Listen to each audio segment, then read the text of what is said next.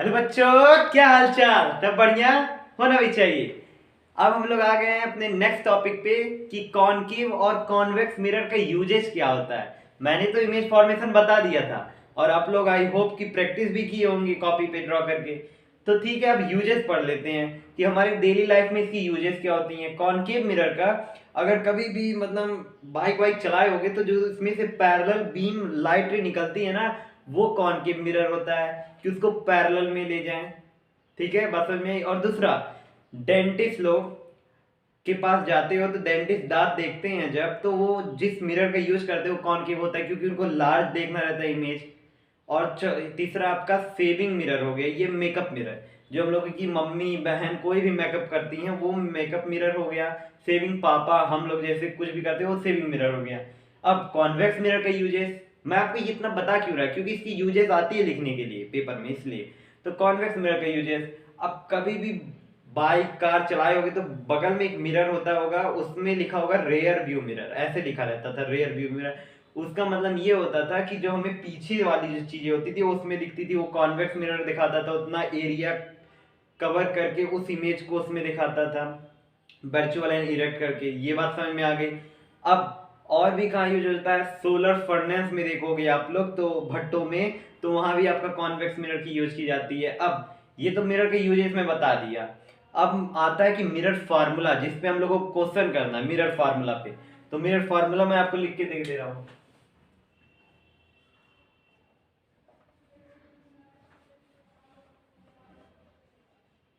अब सबसे मैं परिचय दिलवा दे रहा हूं आपको। एफ तो जानते ही होगे, फोकल लेंथ है। बी, बी का भी परिचय मैं बता दे रहा हूं।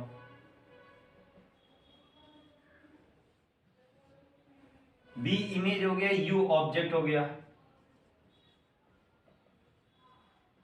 इमेज डिस्टेंस, ऑब्जेक्ट डिस्टेंस, मतलब 1/f is equal to 1/b plus 1/u, ये मिरर फार्मूला कहता है। अब अगर आपको 1/f दिया होगा, मतलब f की वैल्यू u की वैल्यू दी होगी, तो आप b निकाल सकते हो।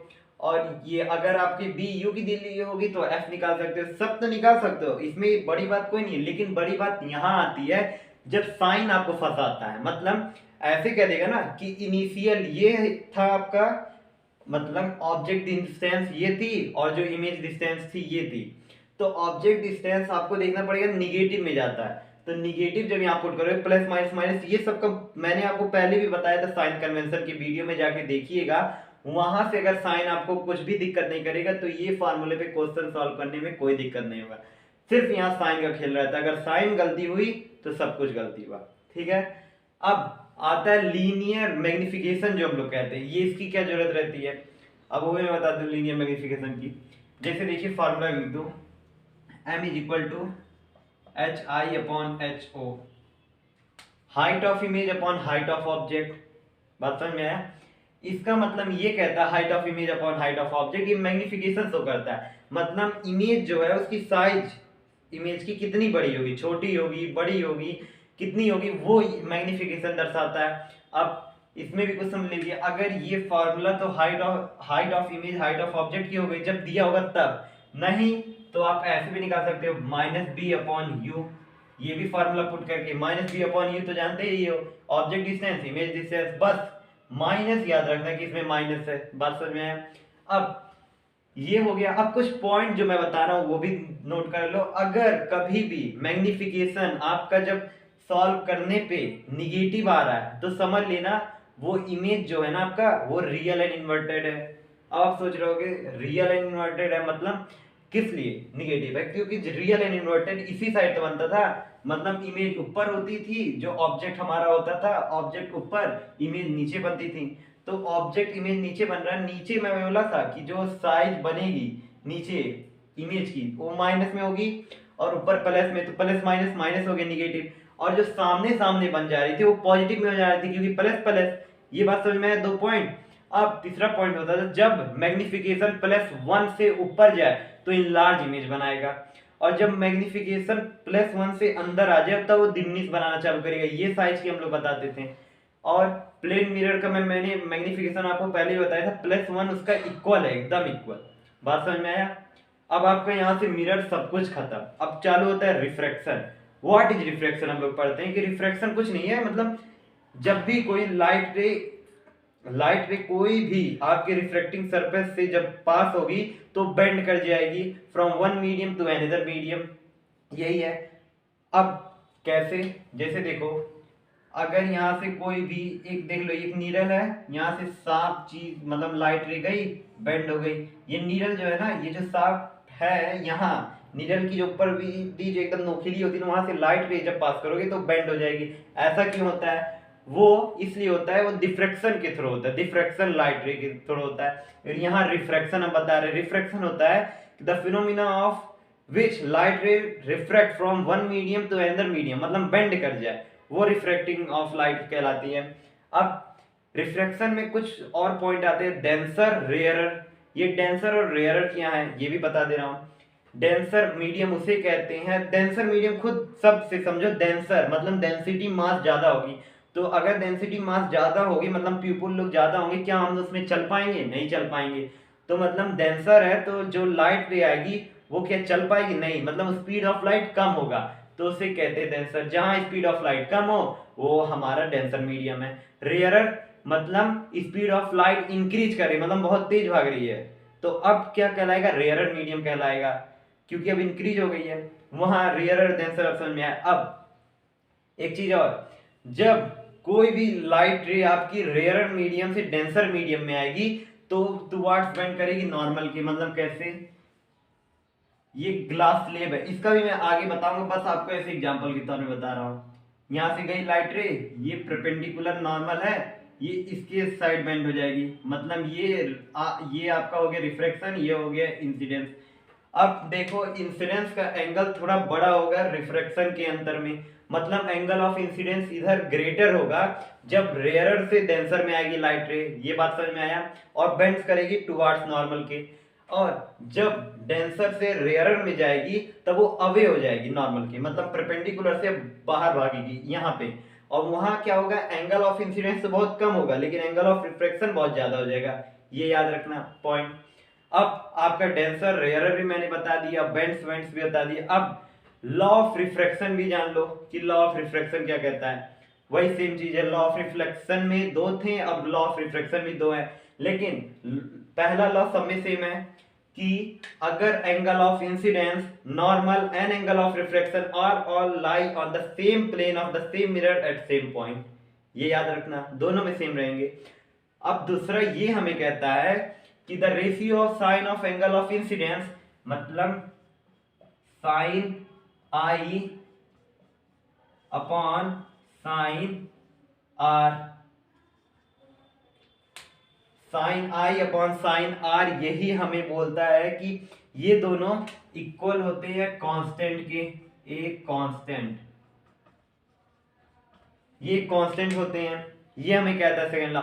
लेकिन हाँ याद रखना, ये जो कहता है सेकंड लॉ ना, इसी को हम लोग कहते हैं रिफ्रैक्टिव इंडेक्स। बात समझ में आ रही है? इसी को हम लोग कहते हैं रिफ्रैक्टिव इंडेक्स, और इसी को हम लोग कहते हैं स्नेल्स लॉ।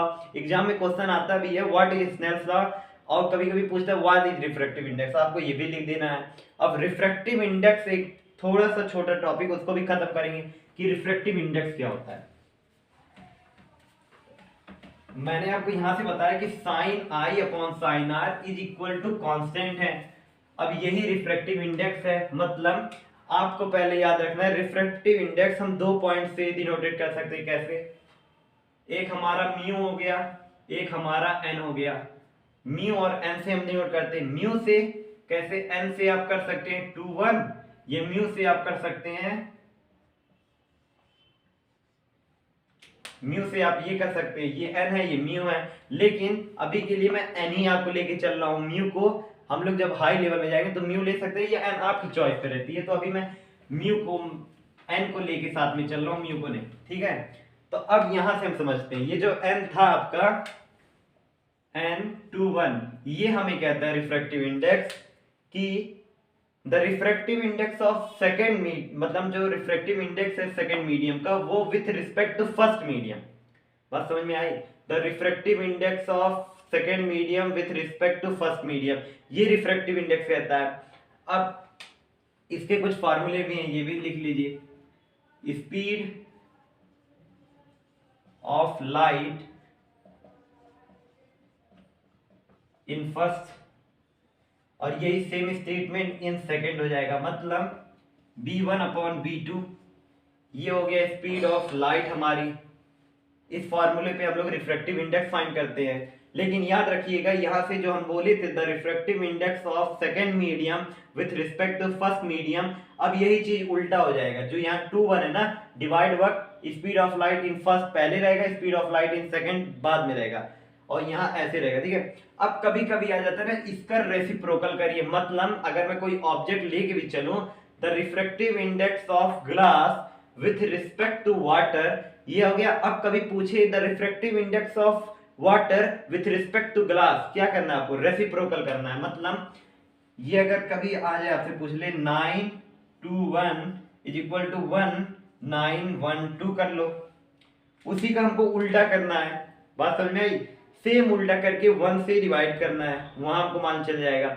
अब एक आता है एब्सोल्यूट रिफ्रैक्टिव इंडेक्स। क्या होता है सर? एब्सोल्यूट रिफ्रैक्टिव इंडेक्स ये होता है ना, जब द रिफ्रैक्टिव इंडेक्स जो गिवन होता है medium with respect to vacuum और air, the refractive index given a medium with respect to vacuum और एयर, वहां कोई भी मीडियम दिया जाए लेकिन विथ रिस्पेक्ट होना चाहिए वैक्यूम और एयर के।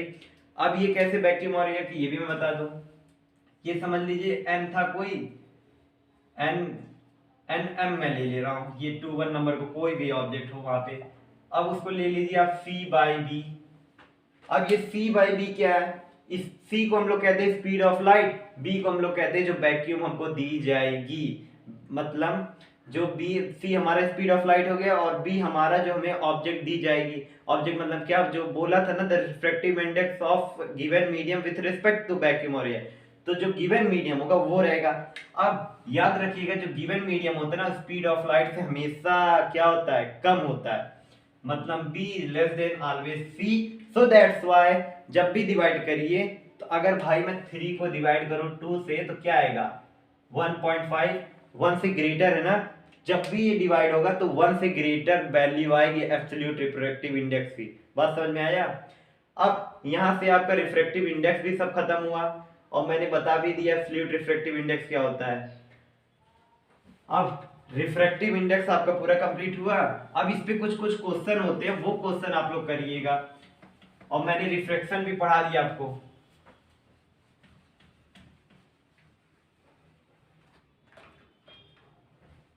अब बारी आती है लेंस की, कि लेंस क्या होता है। भाई लेंस कुछ होता नहीं है, जैसे हम लोग जो पहने हैं ना ये सब लेंस ही है। मतलब a lens is a part of refracting surface which is transparent and which is bounded by one curved surface, जिससे वो बाउंडेड होता है कर्व सरफेस से। अब दो रिफ्रैक्टिंग मतलब मिरर भी पढ़ लीजिए लेंस में, जैसे हम लोग मिरर पढ़े थे वैसे ही लेंस में भी पढ़ना है हमें कि लेंस कितने होते हैं, जैसे कॉनकेव लेंस, कॉन्वेक्स लेंस। लेकिन हम लोग वहां देखे थे कि कॉनकेव मिरर में वहां 6 केसेस बन रहे थे, लेकिन यहाँ कॉनकेव लेंस में 2 केसेस बनेंगे, उसी के उल्टे हो गए कॉन्वेक्स के। और जब हम लोग देखेंगे कॉन्वेक्स लेंस में वहां 6 केस बन रहे हैं। ये हो गया।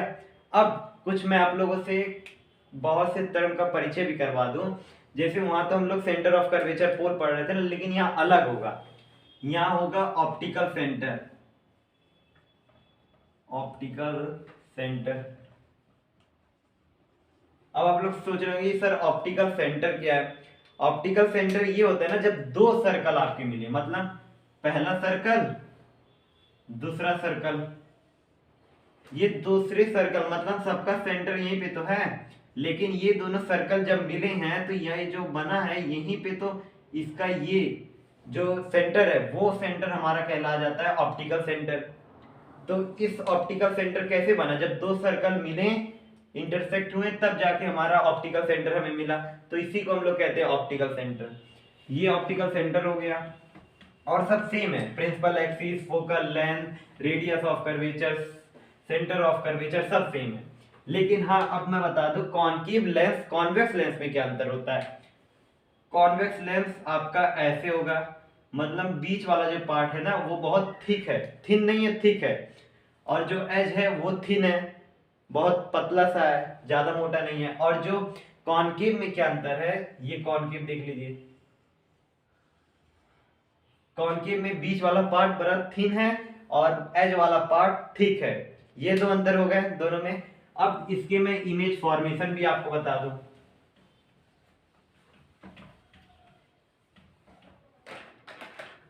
इन दोनों का इमेज फॉर्मेशन मैंने पहले भी बताया था आपको। इमेज फॉर्मेशन कॉन्वेक्स लेंस का 6 बनेगा और कॉनकेव लेंस का आपका 2 बनेगा। कॉन्वेक्स लेंस का क्या, यहाँ कॉन्वेक्स लेंस का भी बता रहा हूं। पहले वही सेम केसेस यहां भी रहेंगे। जब पहला ऑब्जेक्ट इंफिनिटी पे रखिए, पहला इंफिनिटी, कॉन्वेक्स को ऐसे बनाइए,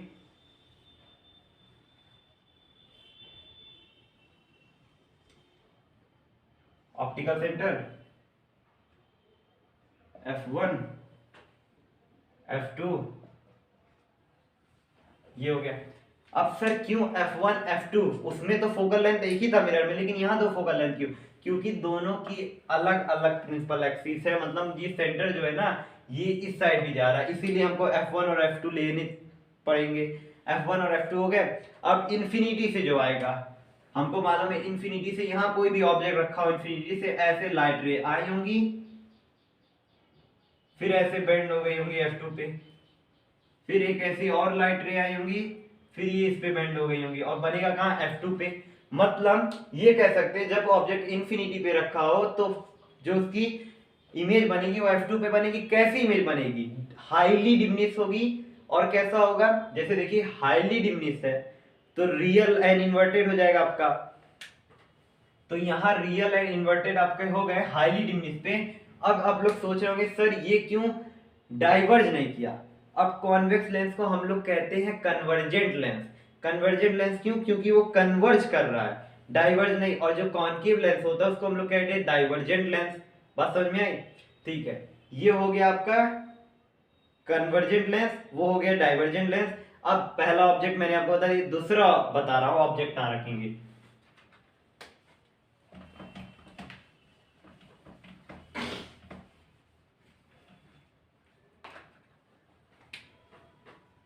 दूसरा अब हम लोग रखेंगे बियॉन्ड 2f1, बियॉन्ड 2f1।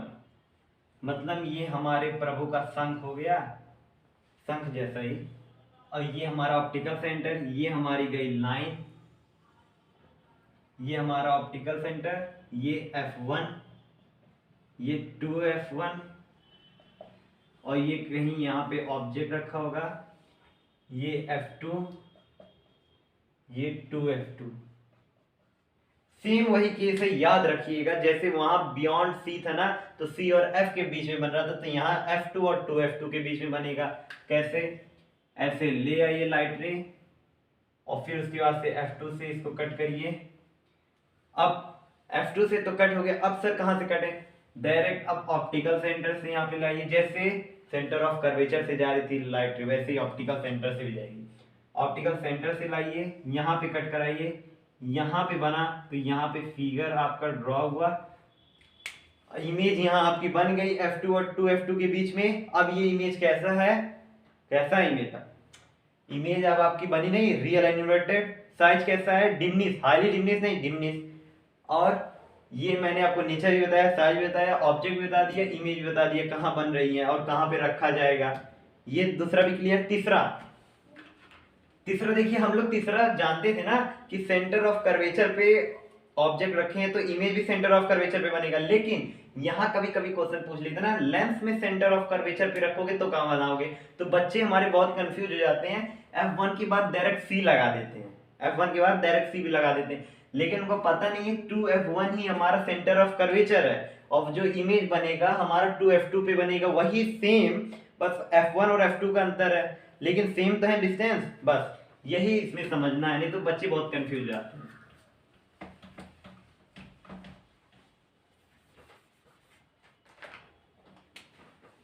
तीसरा, 2f1 पे ऑब्जेक्ट रखेंगे,